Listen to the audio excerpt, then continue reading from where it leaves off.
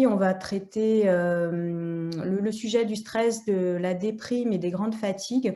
J'ai voulu vraiment revenir sur des définitions. Vous verrez, on va passer pas mal de temps sur les définitions pour qu'on cerne bien la différence entre ces grandes notions. Et puis, on verra avec l'alimentation, la micronutrition, les plantes, principalement ces volets-là, hein, parce que activité physique, respiration, j'ai vraiment fait un tout petit rappel, mais vraiment les plantes et l'alimentation, la micronutrition, comment est-ce qu'on peut accompagner ces problèmes. Donc très rapidement, en fait, j'ai un parcours, voilà, je suis installée en tant que naturopathe à Rosheim depuis bientôt 4 ans, donc je fais des consultations en présentiel et en distanciel, hein, je me suis adaptée à la crise du Covid. Je fais beaucoup de conseils en nutrition, micronutrition, en hygiène de vie, donc beaucoup sur la gestion du stress, du sommeil, des problèmes de digestion, ce genre de choses. Et puis, donc j'ai un profil particulier qui est que je suis très sportive, et donc j'utilise la naturopathie pour accompagner des sportifs, que ce soit en reprise d'activité physique ou jusqu'aux sportifs qui est en compétition. Voilà, bon, j'en dis pas plus, hein, une jolie petite photo qui fait du bien et plein de couleurs. Voilà, ça fait du bien au moral. Alors, en 2 mots, là aussi, hein, je ne vais pas m'attarder, l'approche naturopathique, elle est très intéressante pour le sujet qui nous intéresse aujourd'hui, surtout par ses 3 piliers.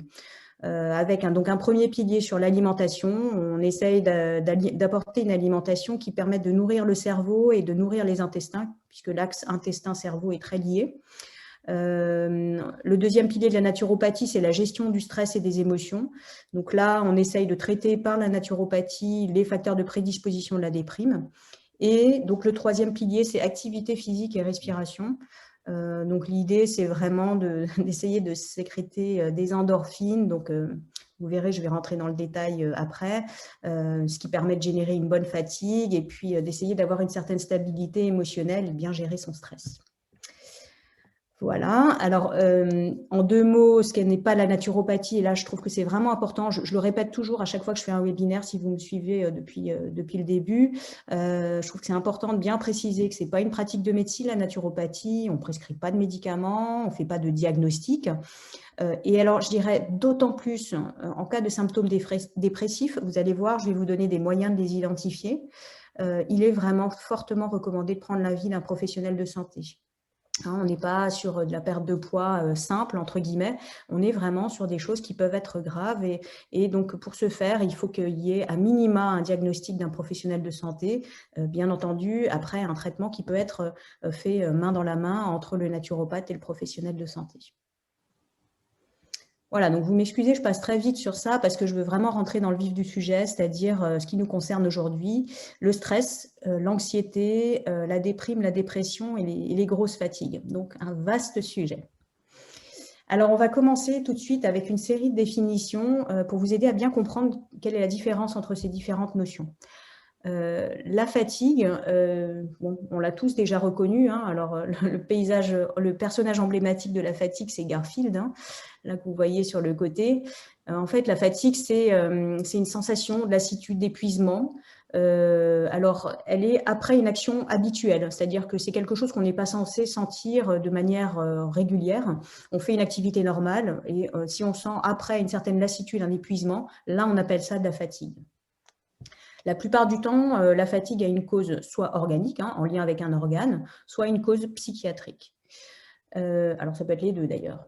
Ce qu'il faut bien retenir, c'est que la fatigue, elle peut vraiment nuire aux performances. Alors, c'est des performances qui peuvent être physiques, dans des activités physiques, activités sportives. C'est aussi des performances intellectuelles, à l'école, au travail. Ça nuit à la concentration, à la mémorisation. Hein.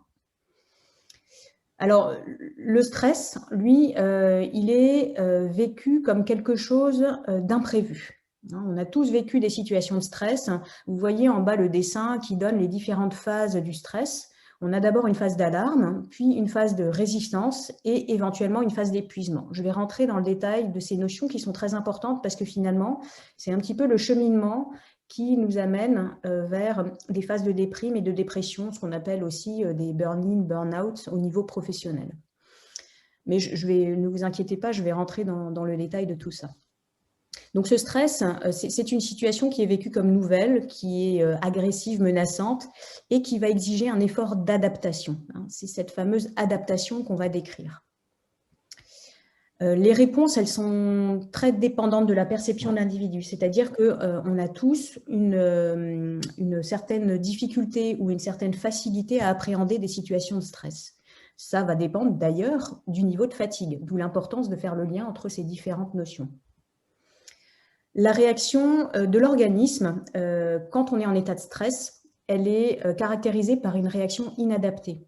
Donc, on a des agents stressants et l'organisme, lui, normalement, il sait bien gérer les choses, mais en fait, quand on est en situation de stress intense ou de stress chronique, ben là, en fait, l'organisme ne réagit plus comme il faut. Donc, dans ce cas-là, on a des troubles de l'adaptation. Donc, je vous expliquais ce syndrome d'adaptation. Si l'organisme n'arrive plus à gérer les situations de stress comme il devrait le faire, dans ce cas-là, on arrive à des situations d'anxiété, de déprime, etc. et tout ce qu'on va décrire par la suite. Donc attention, le stress et l'anxiété, ce n'est pas la même chose, vous verrez. Donc là, je vous ai expliqué ce qu'est le stress et puis je vais donner une définition un tout petit peu plus tard de ce qu'est l'anxiété. Mais on a bien deux choses, deux notions qui sont vraiment différentes. Alors, ma fameuse adaptation.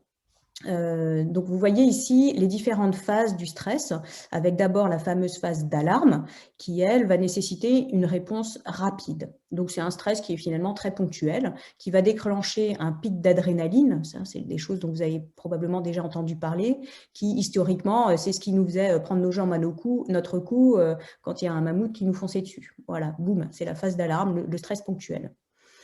Si le stress continue et devient chronique, on rentre dans la deuxième phase qui est la phase de résistance, où là, l'organisme va rentrer en adaptation. Il va devoir gérer cette situation prolongée. Dans ce cas-là, en fait, l'adrénaline va diminuer. On n'est plus dans une phase de stress ponctuel, stress aigu. Et donc, on a comment dire, en fait, des hormones, des neurotransmetteurs et puis des micronutriments qui vont entrer en jeu. Donc ici, on voit le magnésium.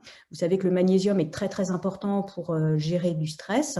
Là, en fait, on voit que dans la phase d'alarme, on a un pic de sécrétion de magnésium et que petit à petit, si le stress devient chronique, on a une déplétion du magnésium. C'est pour ça qu'on dit que quand on est dans ce stress chronique, on surconsomme, on a vraiment besoin de magnésium pour arriver à gérer ce stress.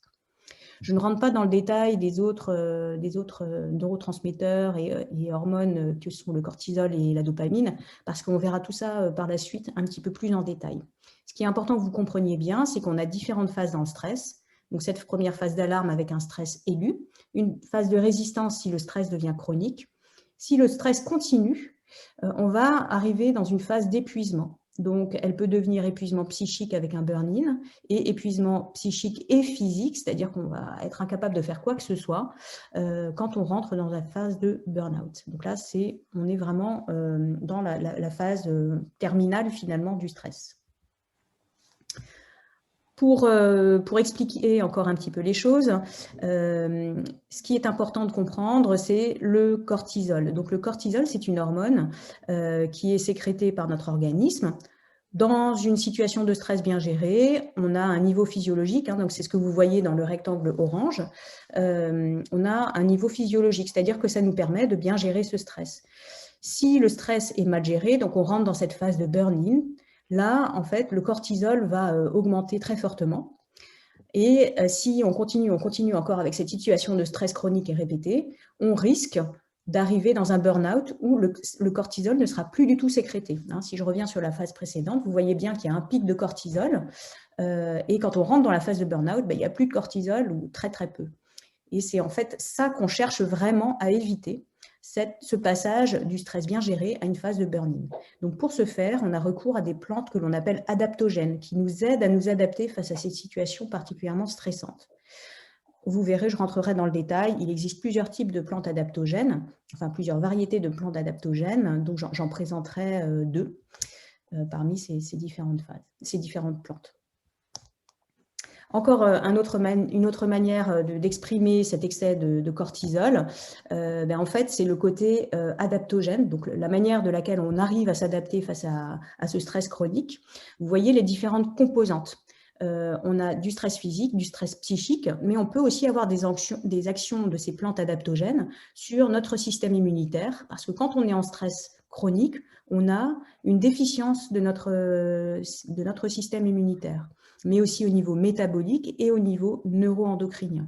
Donc, il est très important d'avoir recours à ces plantes adaptogènes quand on est dans une phase de stress chronique, de manière à pouvoir éviter de basculer dans la phase de burn-in. Alors, l'anxiété, je vous avais promis une définition.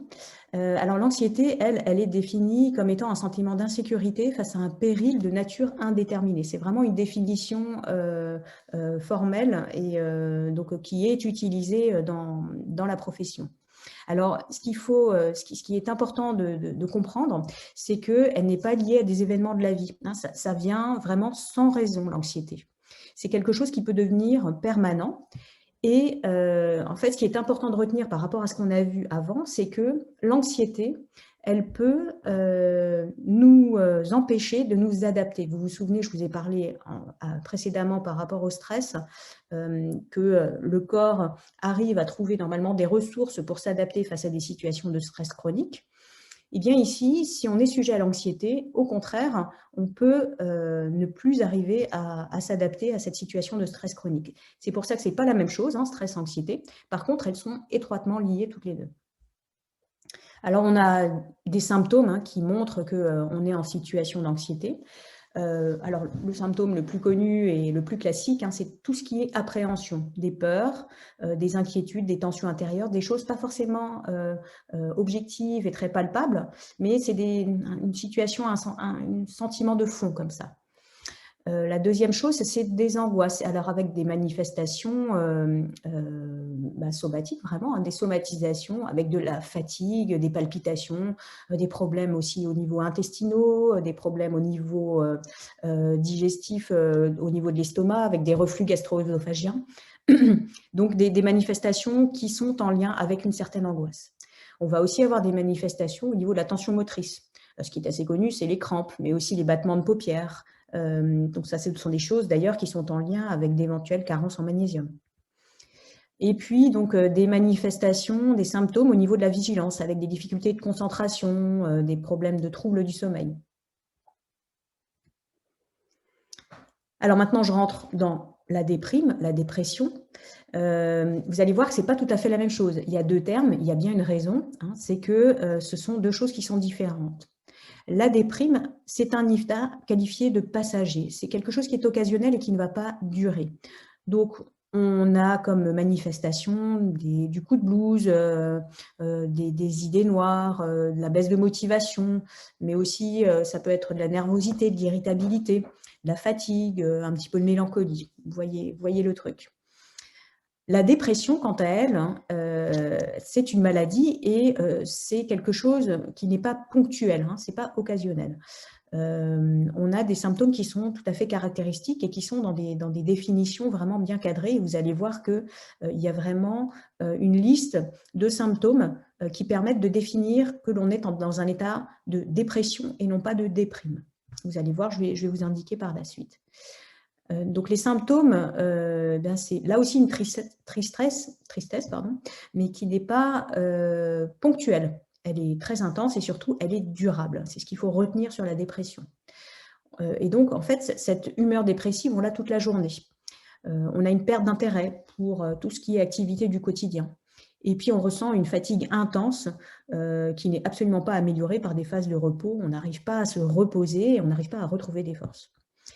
On a aussi des manifestations au niveau des changements de l'appétit. Alors, ce n'est pas forcément plus ou moins, mais c'est vraiment les deux. C'est-à-dire qu'il y a des personnes en phase de dépression qui ont tout le temps faim et d'autres qui n'ont plus faim du tout. Donc, évidemment, avec un impact sur le poids, des altérations du sommeil, des altérations au niveau de l'humeur et puis des difficultés de concentration, un petit peu comme ce qu'on peut voir sur la déprime.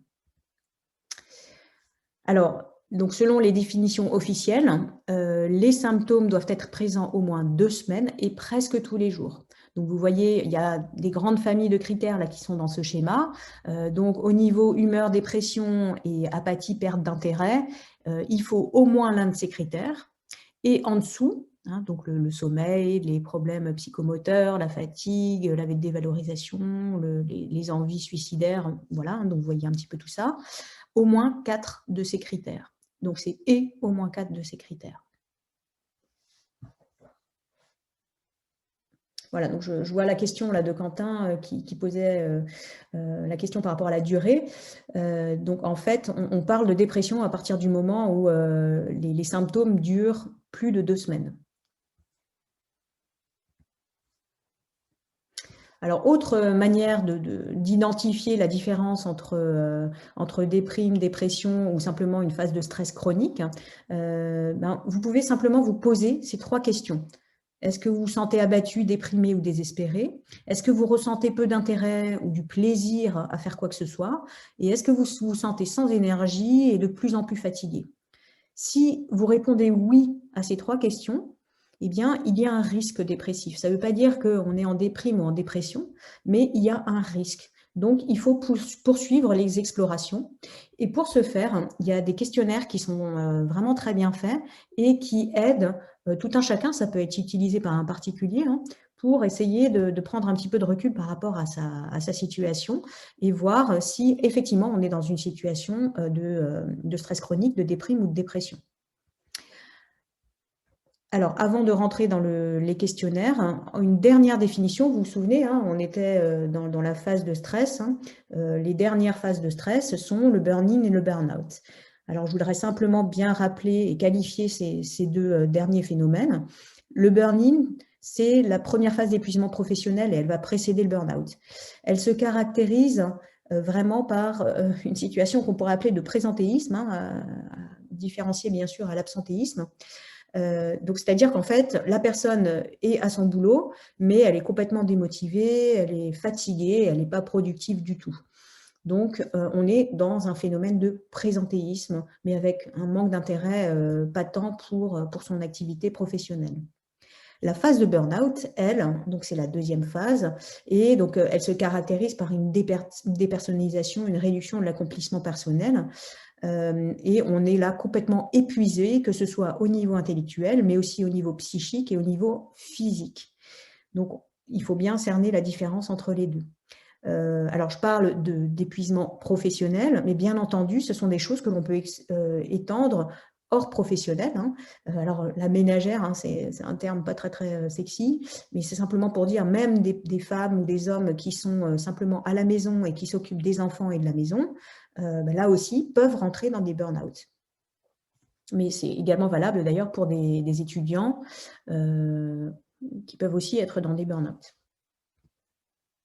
Voilà, donc pour récapituler, donc une phase de stress avec une réaction d'adaptation normale. Si on a des troubles de l'adaptation, on rentre dans une phase de stress chronique avec anxiété et ou insomnie. Et si on continue à vivre cette phase de stress chronique, on rentre dans une phase de déprime, dépression, débutante, installée, une phase de burn-out. Alors, il y a juste quelqu'un qui a son micro. Hop, je lui enlève son micro. Voilà, excusez-moi. Alors, vous vous souvenez, donc je vous ai parlé des questionnaires. Alors voilà, donc là je vous les présente. Donc évidemment, on ne va pas rentrer dans le détail de chacun, mais sachez que vous pouvez les trouver gratuitement. Alors, en ce qui concerne le questionnaire HAD, celui-ci, vous pouvez le trouver sur le site de l'IEDM. Donc l'IEDM, c'est l'Institut européen de la micronutrition. Il me semble que le site, c'est iedm.asso.fr et vous verrez, il y a plein de ressources, dont notamment ces questionnaires de dépistage. Donc, vous pouvez le télécharger et vous l'appliquer ou l'appliquer à des proches si vous le souhaitez. Donc, il permet de détecter des troubles anxieux ou dépressifs. Alors, vous voyez, il y a 14 items qui sont cotés de 0 à 3, donc c'est très simple. On a 7 questions qui concernent un symptôme plutôt d'anxiété et 7 questions qui concernent plutôt la dépression. Donc, vous allez avoir 2 scores, vous avez un maximum de 21. Et donc, en fait, pour l'interpréter, faites pas attention au questionnaire BDI, là à côté, j'en parle juste après. Donc, pour l'interpréter, ce questionnaire HAD, si on a un score de 7 ou moins, il n'y a pas de symptomatologie. Si on est entre 8 et 10, c'est douteux.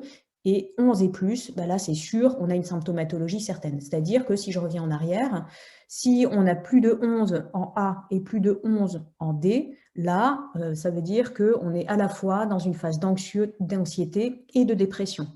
D'accord ? Bon, vous inquiétez pas, tout ça c'est expliqué sur le site de l'IEDM. Alors, ce qu'on conseille, c'est que si on est sur l'item D, donc dépression à plus de 8, donc même pas plus de 11, mais déjà plus de 8, il y a un diagnostic de dépression qui est envisagé. Et donc, on recommande de passer à un autre questionnaire. Vous voyez, ce n'est pas très compliqué, il y a 13 items seulement, c'est ce BDI, donc qui veut dire, c'est l'acronyme pour Beck Depression Inventory. Et en fait, ce questionnaire ici va permettre de détecter une éventuelle dépression cette fois-ci. Donc, c'est en fait, ce questionnaire il est très, très utilisé pour tout ce qui est population adulte. Pardon, c'est vraiment le questionnaire le plus utilisé. Et il va vous donner une estimation quantitative de l'intensité de la dépression. Donc, chaque item représente 4 phrases qui correspondent à 4 degrés d'intensité croissante qui sont classés de 0 à 3. Et donc, en répondant, on obtient une note globale du syndrome dépressif, donc évidemment de 0 à 39, qui est obtenue en additionnant les scores des 13 items.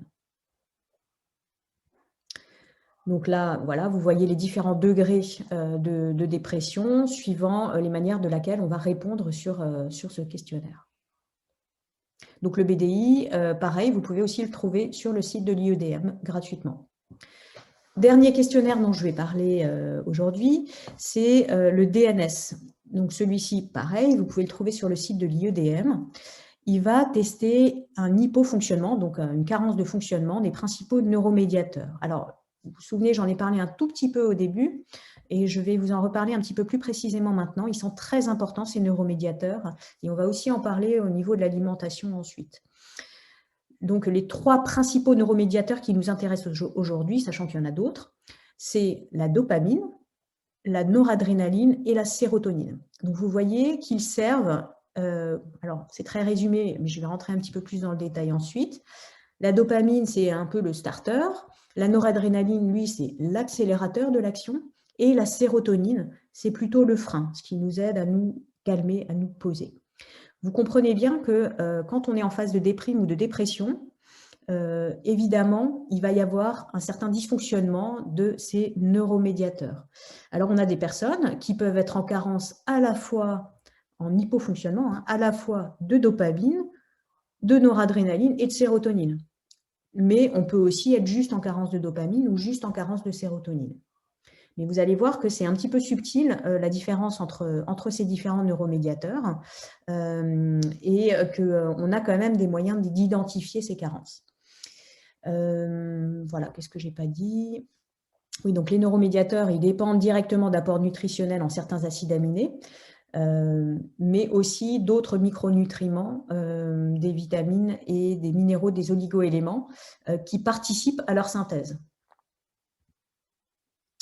Alors, les carences de ces neuromédiateurs, elles sont causées, du coup, forcément, comme on les apporte notamment par l'alimentation, donc par des insuffisances alimentaires, mais aussi des mauvaises assimilations. Les personnes qui ont des pathologies digestives peuvent être en carence de ces neuromédiateurs.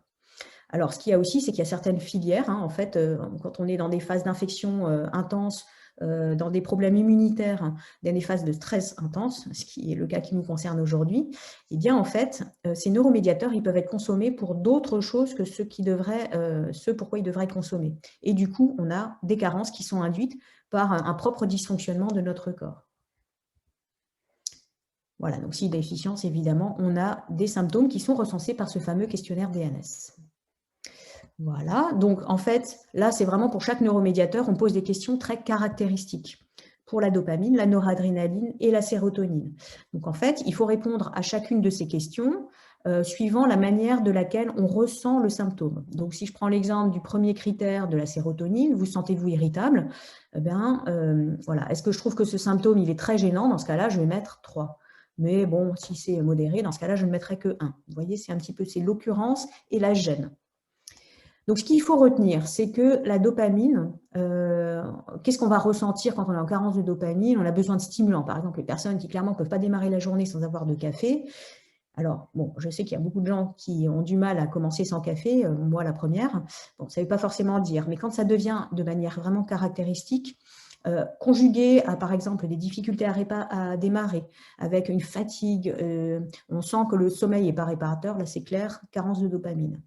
Pour la noradrénaline, là en fait il y a une certaine lassitude et l'autre chose c'est des difficultés de mémorisation et d'apprentissage. C'est très caractéristique.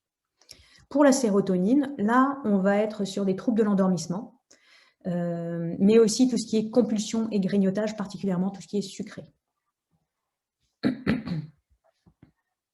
Donc voilà pour cette grosse partie de définition.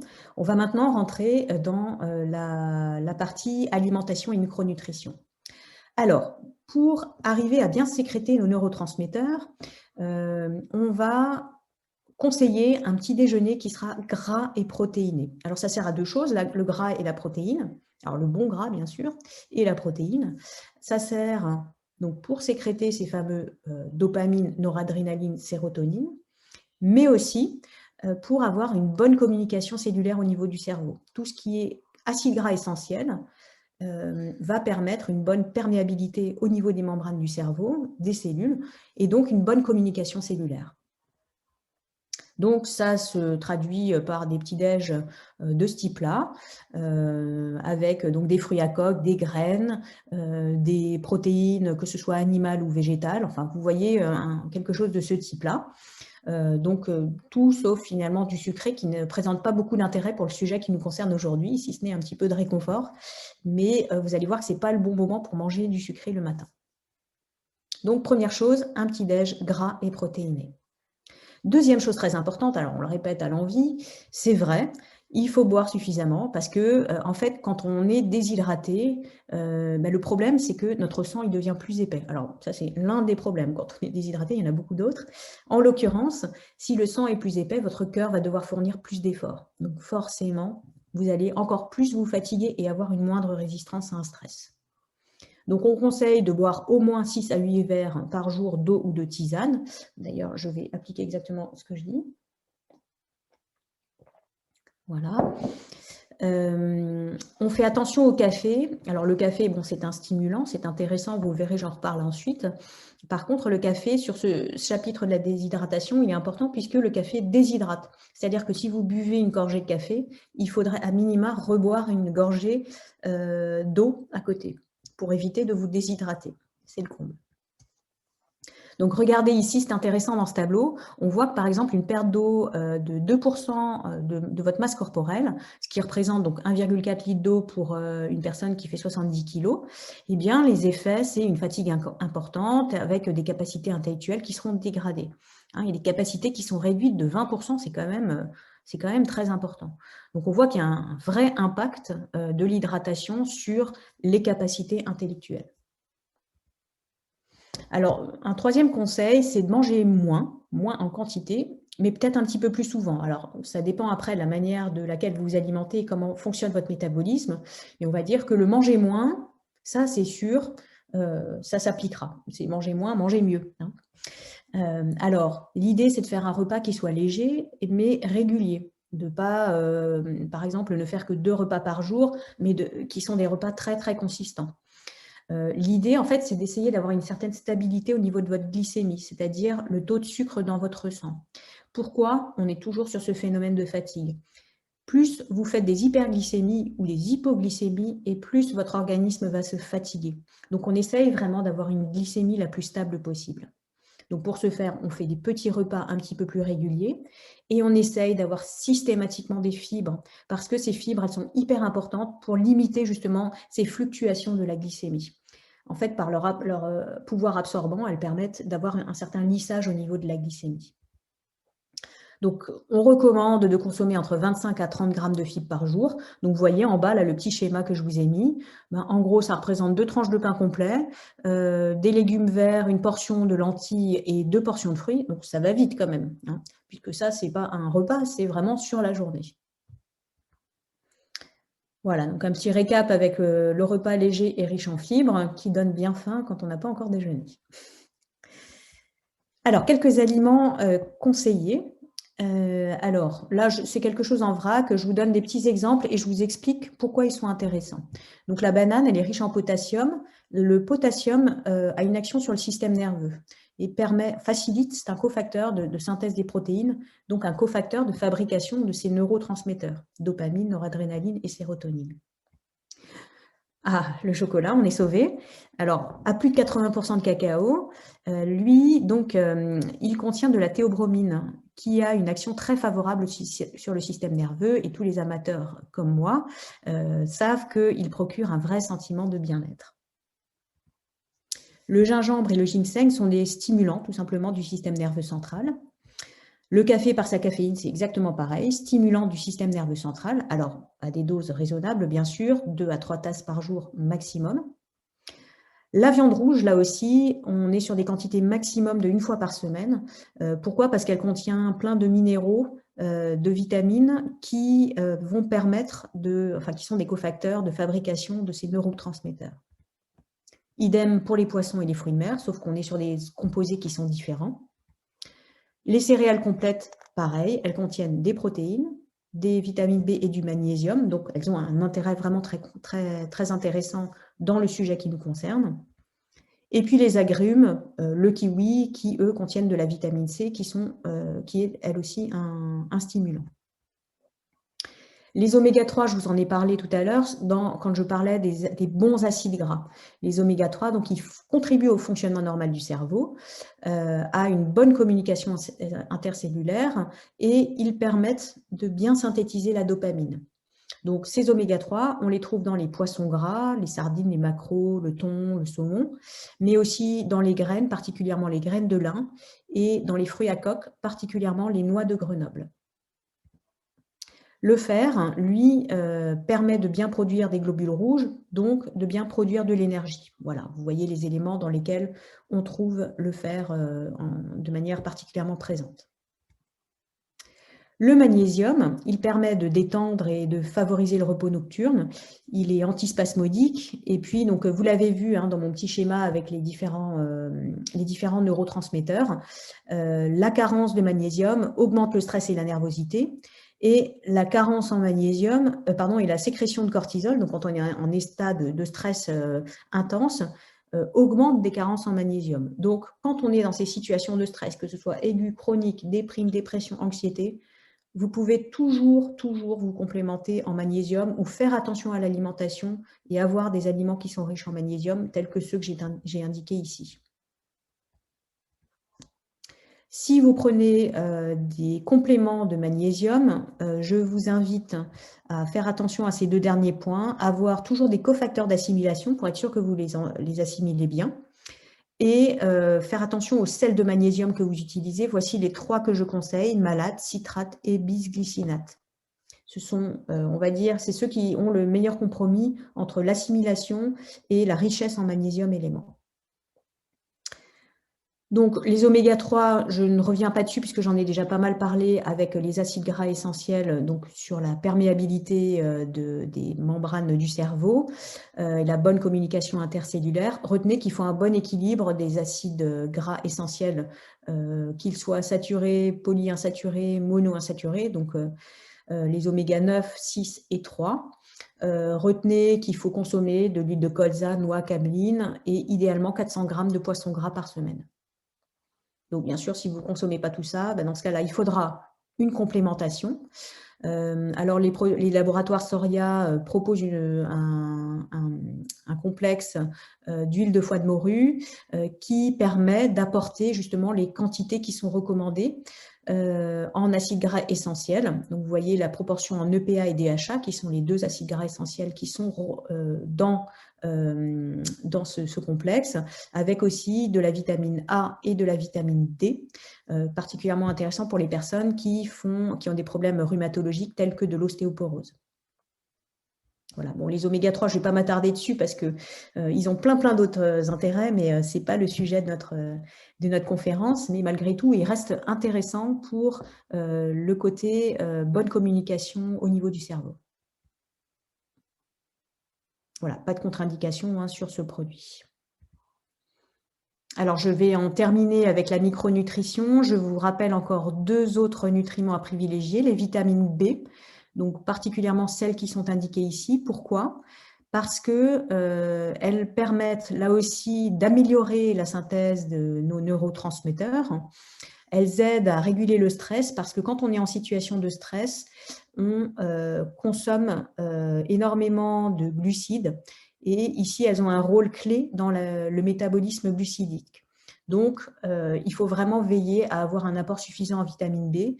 Vous voyez qu'on les retrouve dans beaucoup d'aliments. Si vous avez une alimentation qui est variée et équilibrée, vous n'aurez pas de carence. Alors là, je donne quelque chose de très générique. Hein. Il faut quand même être très vigilant à chacune des catégories. Malgré tout, il faut retenir d'avoir une alimentation variée, équilibrée, quelques produits animaux, des produits végétaux qui sont plutôt complets. Le dernier élément de nutrition dont je vais parler aujourd'hui, c'est la curcumine, parce qu'on le connaît beaucoup comme un anti-inflammatoire, comme un antioxydant, mais sachez qu'il stimule également la synthèse des neurotransmetteurs. Donc c'est vraiment quelque chose qu'on peut vraiment intégrer dans son alimentation et qui va apporter énormément sur beaucoup de plans.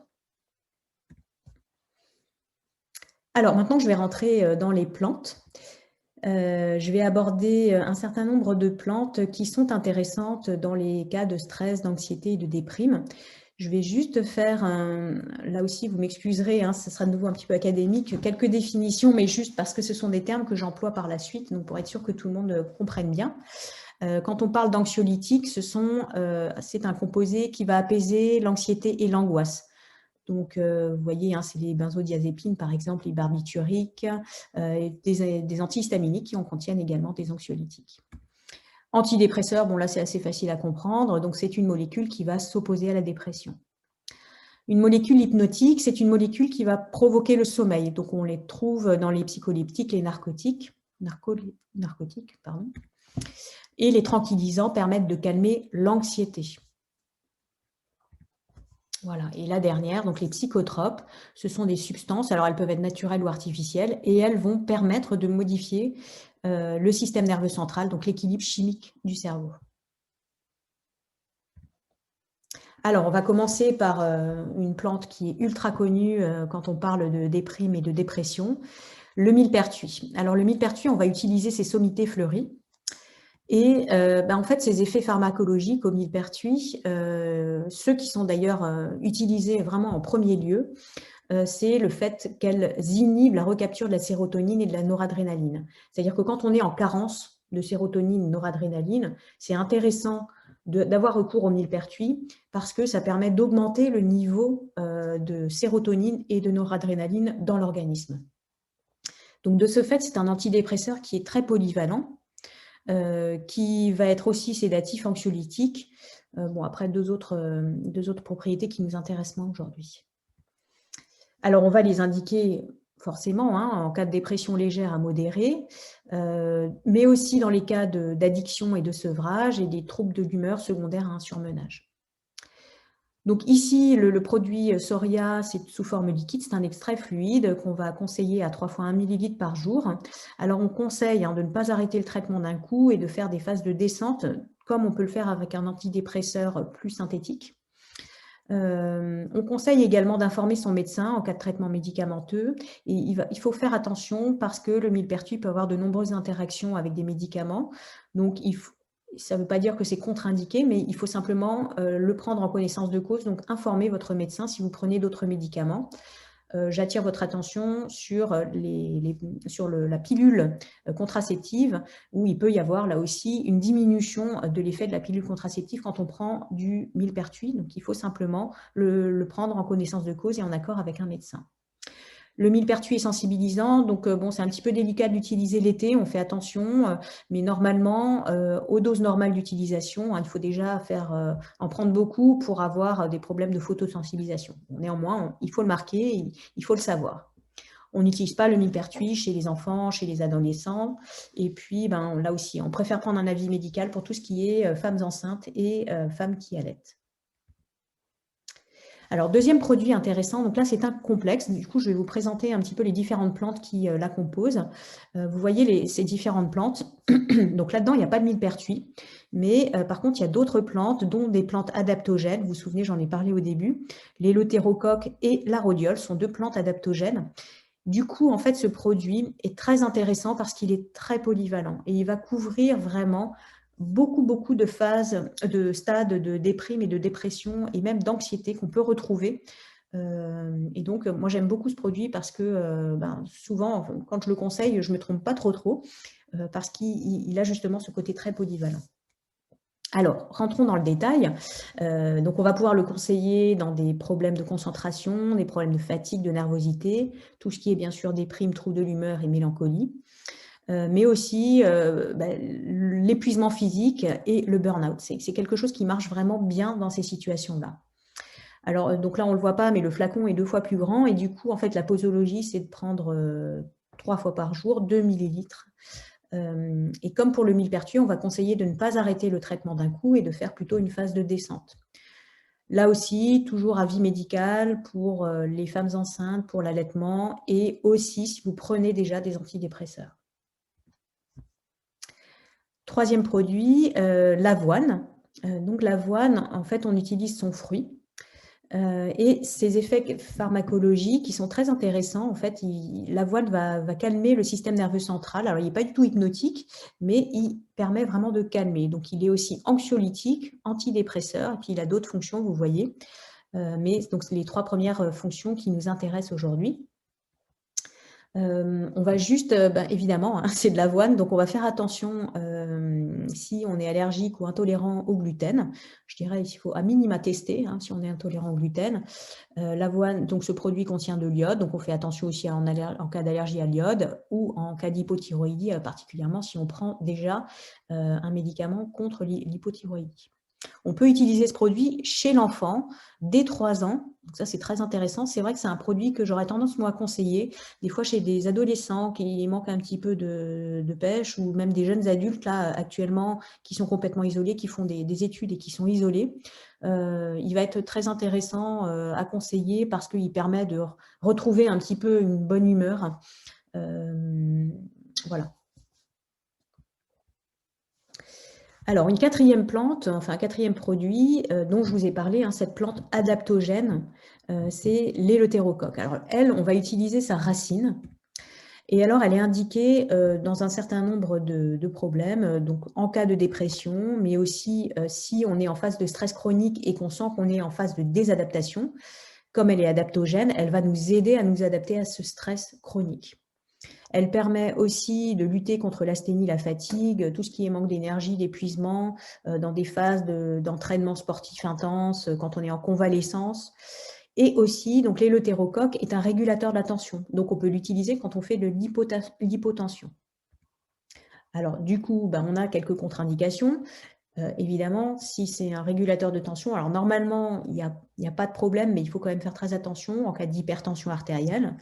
Tout ce qui est arythmie cardiaque, les fièvres, les infections sérieuses et antécédents d'infarctus du myocarde. On va éviter l'éleutérocoque. La rhodiole, c'est la deuxième plante qui est adaptogène. Donc elle, on va l'utiliser pour tout ce qui est asthénie, fatigue, les dépressions, tout ce qui est donc adaptogène, j'en ai déjà parlé, la baisse de mémoire, hein, amélioration des performances sportives et puis aussi donc des études documentées qui ont montré des potentialités dans la maladie de Parkinson. Voilà, donc elle a un petit peu les mêmes fonctions, on va dire, que l'éleutérocoque. Ce qui nous intéresse aujourd'hui, c'est surtout ce côté adaptogène pour éviter de basculer dans le burn-in. Alors, une plante intéressante également et qui mérite, je pense, à être plus connue, c'est le safran. Alors le safran, donc vous voyez hein, cette magnifique fleur dont on utilise les stigmates. Ses effets pharmacologiques sont assez intéressants pour les sujets qui nous concernent aujourd'hui. Alors, elle est assez lente à agir. Par contre, elle est vraiment très efficace. Donc, elle permet de diminuer l'intensité des symptômes dépressifs. Elle sera particulièrement conseillée chez la personne âgée. Et en plus, elle a un côté anti-inflammatoire et neuroprotecteur. Donc, ça en fait un effet vraiment très complet.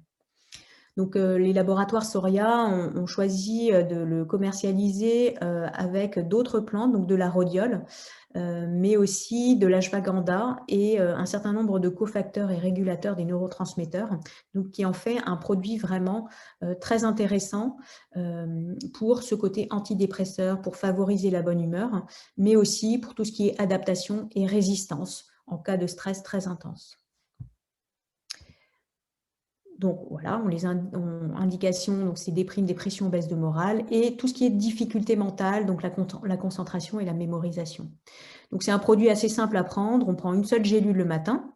Par contre, évidemment, toujours déconseillé, ou en tout cas avis médical si prise déjà d'antidépresseurs, pas d'utilisation en cas de grossesse ou d'allaitement.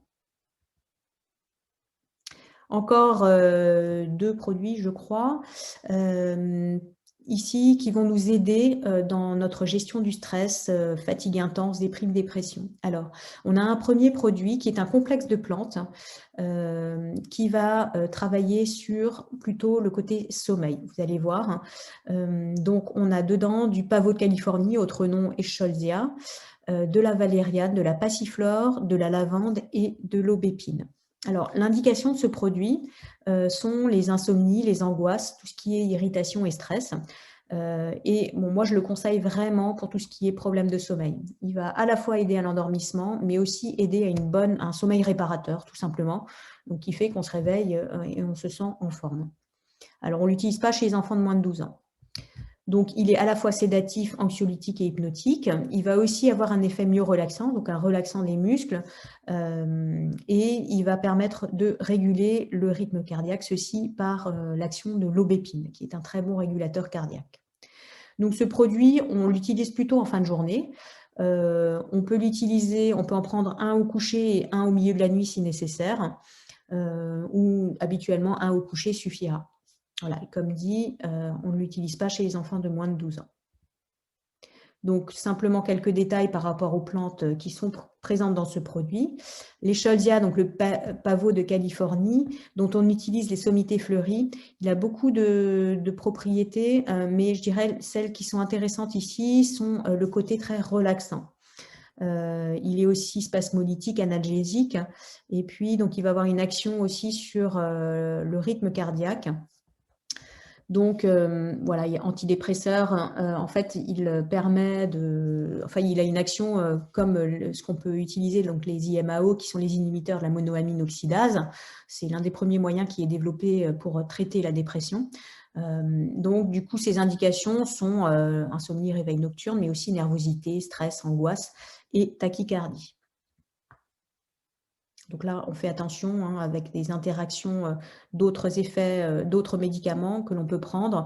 Donc, toujours faire attention et si on est médicamenté, bien en parler au médecin avant de faire de l'automédication. Autre plante qui est contenue dans le sédanaire, la valériane. Donc elle, on utilise sa racine. Son effet, vous voyez ces effets ici. La valériane, moi ce que j'aime bien, c'est son côté très relaxante, antispasmolytique. Voilà, c'est une plante de choix, par exemple, quand on a beaucoup de tension, que ce soit au niveau de la nuque, au niveau des muscles, au niveau du système digestif. Voilà, la valériane a ce côté vraiment très relaxant. Elle permettra de traiter des problèmes d'insomnie, mais aussi des problèmes cardiaques d'origine nerveuse. On évite de prendre de la valériane toujours en cas de grossesse ou d'allaitement et si prise de somnifères concomitantes. La passiflore, on parle beaucoup de valériane et de passiflore ensemble. Eh bien, la passiflore, elle est aussi très calmante. Elle va beaucoup détendre. Elle a aussi ce côté antispasmodique. Donc, on l'indique pour tout ce qui est angoisse, insomnie, des crampes, des problèmes cardiaques d'origine nerveuse également. Ce sont deux plantes qui ont des actions, alors je ne peux pas dire identiques, mais qui sont finalement assez similaires. Et je vais vous présenter un dernier produit qui justement rassemble la passiflore et la valériane, qui a également de l'aubépine, donc pour la régulation cardiaque, et de l'orange amère. Donc c'est un produit qu'on va utiliser pour gérer les situations d'angoisse, de nervosité et de stress. Donc, elle est légère, enfin, ce complexe est légèrement hypnotique. C'est un calmant général, un hypotenseur, hein, et il agit bien sûr sur les muscles par la passiflore et la valériane. Donc, toujours sous forme liquide, on va le prendre à raison de 3 fois 1 millilitre par jour. On peut monter jusqu'à 6 pendant quelques jours si on est dans une phase où on est particulièrement, enfin, si on sent que le stress est particulièrement intense. Et là aussi, on l'utilisera chez les adultes et les enfants de plus de 12 ans. Alors, un petit résumé, je pense que ce n'est pas complètement inutile parce que j'ai dit énormément de choses. Donc, pour tout ce qui est troubles de l'humeur, vous vous souvenez, le safrasor qui contient notamment du safran, l'avoine, je vous parlais des ados, des jeunes adultes, et le terrocoque qui est une plante plutôt adaptogène, le millepertuis qui est un antidépresseur, et donc là, ce qu'on appelle composor, en fait, il s'appelle équinaire complexe, ce produit qui est très, très polyvalent dans tout ce qui est troubles de l'humeur. Pour les problèmes de stress et de sommeil, donc le sédanaire sous forme de gélule à libération prolongée pour les problèmes de sommeil, le stressor pour les situations de stress, de nervosité, d'angoisse, et donc en unitaire, si on préfère prendre des unitaires, la passiflore et la valériane. Alors, je vais terminer avec un petit mot sur l'activité physique et la respiration. Alors, simplement pour vous rappeler tous les bienfaits de l'activité physique, alors je ne vais pas rentrer dans le détail de chacun, mais notamment sur le sujet qui nous intéresse aujourd'hui, en fait, cette activité physique, elle va avoir un effet régulateur de l'anxiété et des états dépressifs, elle va aussi avoir un effet pour réguler les troubles du sommeil, elle a un effet au niveau neurologique. Donc, voilà, elle n'est plus à prouver. L'activité physique a un intérêt. Alors, je parle d'activité physique modérée. Hein, il ne s'agit pas d'avoir une activité physique intense, mais avoir une activité physique modérée est très intéressante dans ce sujet qui nous concerne.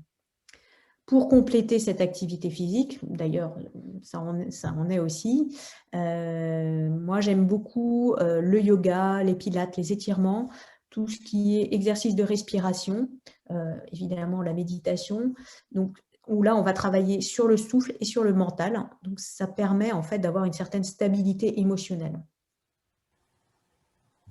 Et enfin, je rappellerai l'importance du sommeil dans la gestion du stress, de la déprime et de la fatigue, bien sûr, d'avoir un sommeil équilibré, réparateur. Donc là, je vous ai mis des petits conseils pour arriver à avoir un sommeil réparateur, pour arriver à bien vous endormir, à ne pas vous réveiller la nuit et à vous réveiller le matin en pleine forme. Donc, manger léger le soir, ne pas dîner trop tard. Éviter les produits sucrés le soir et les prendre plutôt en collation, puisqu'ils vont vous aider à sécréter le neurotransmetteur qui va vous aider à bien dormir. Limiter des activités physiques intenses en fin de journée.